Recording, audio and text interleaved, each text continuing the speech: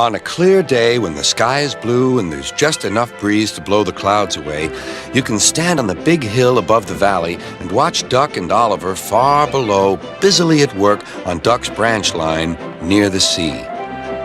The two engines are very proud of their matching coats of gleaming color. Oliver often talks about the time that Douglas saved him from scrap.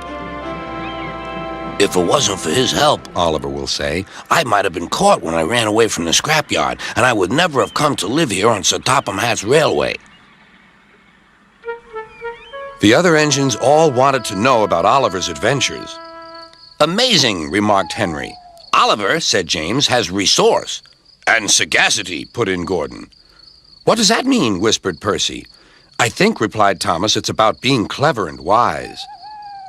He is, finished Gordon, an example to us all. I'm sorry to say that Oliver became very puffed up in the smoke box. Henry says I'm amazing. He's right. He whistled as he swooshed along the line. One day, Sir Topham Hatt came to see him.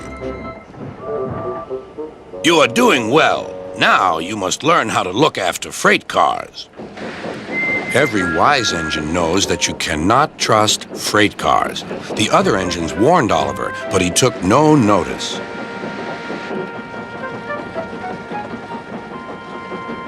You think I can't manage, he said, huffily. Gordon knows better. He says I'm sagacious. You may be good gracious or whatever you call it, but cars can be troublesome, and... Say no more, Duck, interrupted Donald. It's a pity, but the wee engine will just have to learn for himself. Oliver pulled some loaded cars to a siding and pushed the empties to the chute.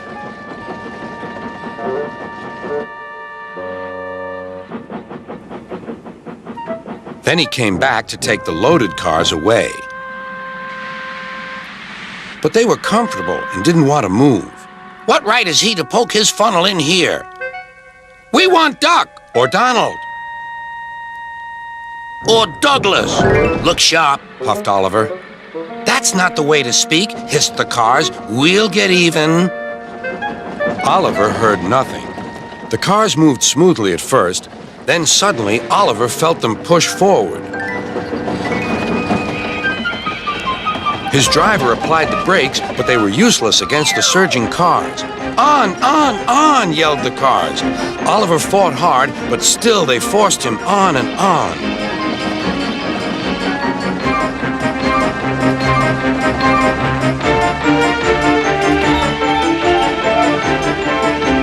At last, the cars grew tired. I'm winning, gasped Oliver, but it was too late.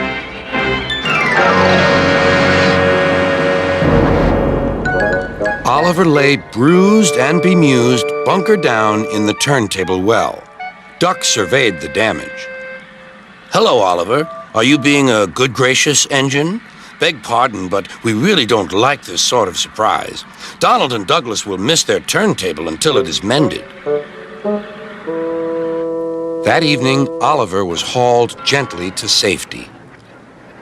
I'm sorry, sir, he said to Sir Topham Hatt. I should have listened to Duck's advice.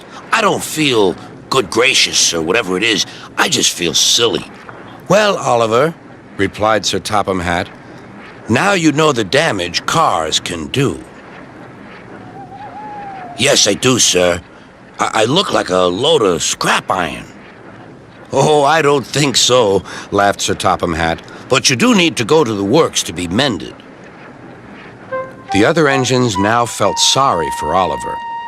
The branch line won't be the same without you, whistled Duck. Come back soon. A few days later, Oliver did come back. His coat gleamed brighter than ever. He was a wiser engine, too, and never made a mistake about cars again.